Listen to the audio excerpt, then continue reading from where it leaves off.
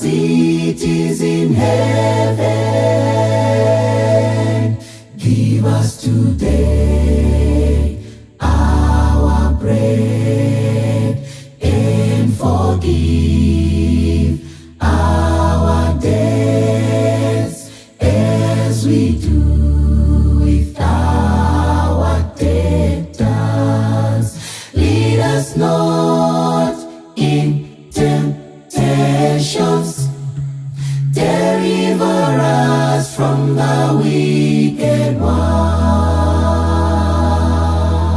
For thine is thy kingdom, the power, and thy glory forever and ever. Amen. for thine is thy kingdom, the power, and thy glory forever and ever. Amen. for thine is thy kingdom, the power, and thy glory forever